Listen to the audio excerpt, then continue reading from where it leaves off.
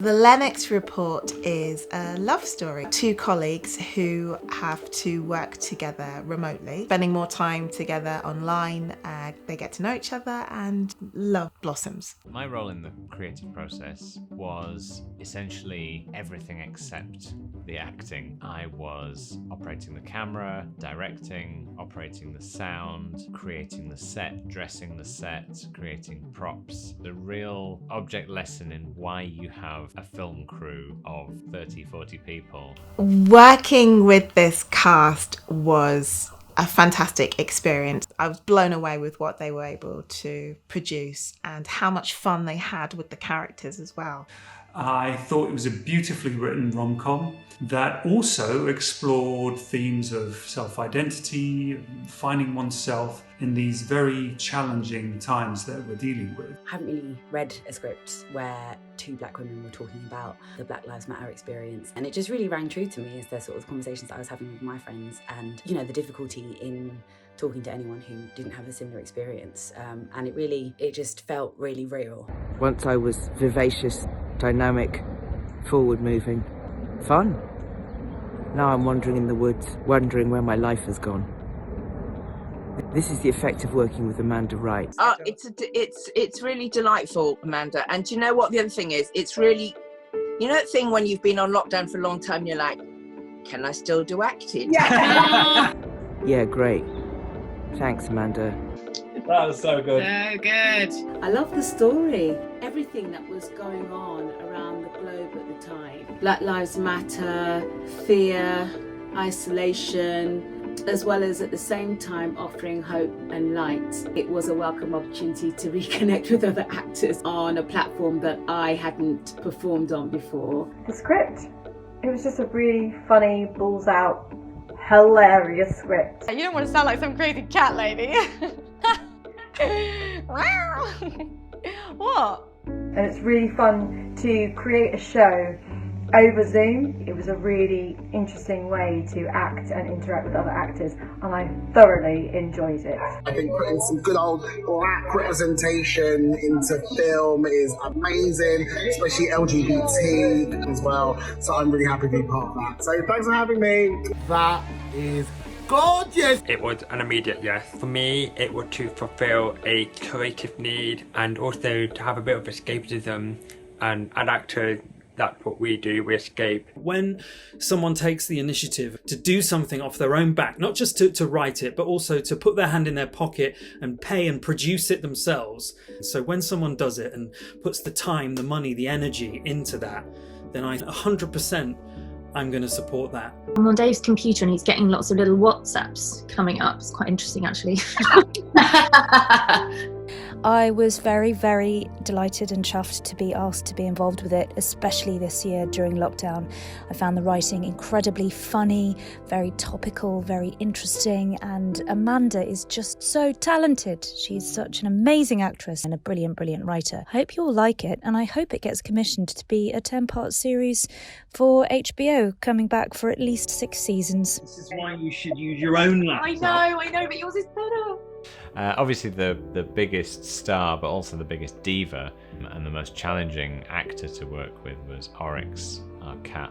Very difficult, very touchy, very set in his ways. He just had his own way of working, and all you can really do is just film what he does and hope for the best. But more often than not, what that creates is movie magic. Marilyn O'Brien came on board as an assistant director. I wanted to be involved way before I'd even seen the script, and I managed to get in there with assisting directing. Give it permission to just tease it a bit. What was great was Marilyn was able to help us just refocus on the performances, just in case we got caught up with the technical aspects of the scene.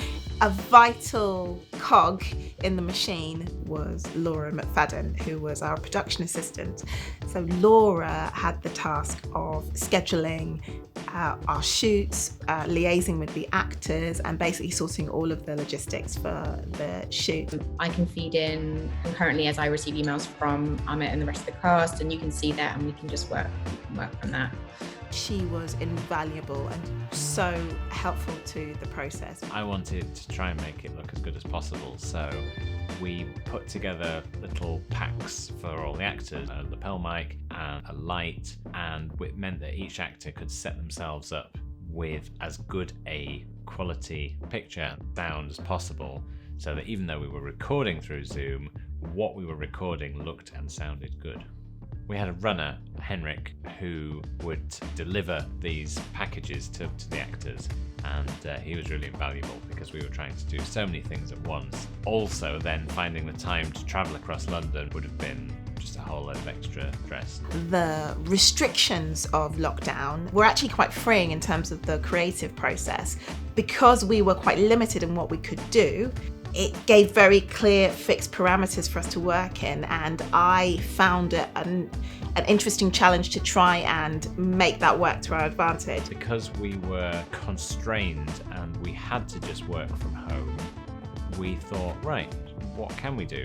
We were in our own home, and so very quickly there's light stands and mics and tripods and cables everywhere, and it's almost impossible to move around without knocking over something. 5 people on a Zoom chat.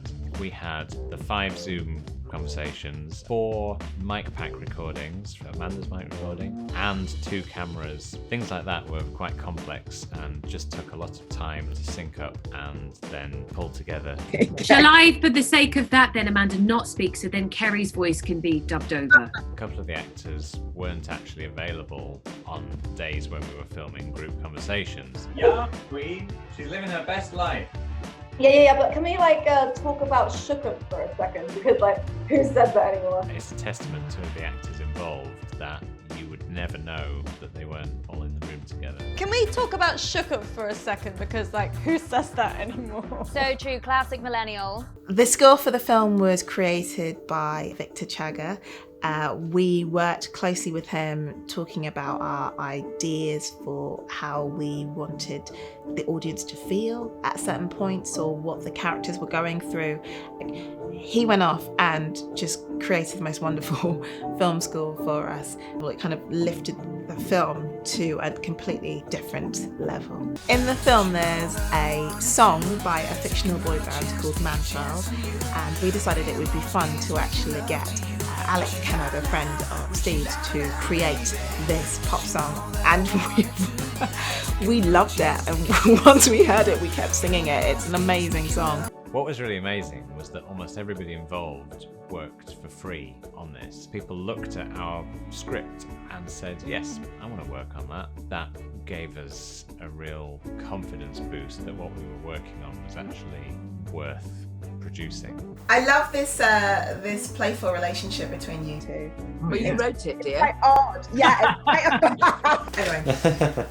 Well done me is what I'm saying. Well done. Well done you. Superb.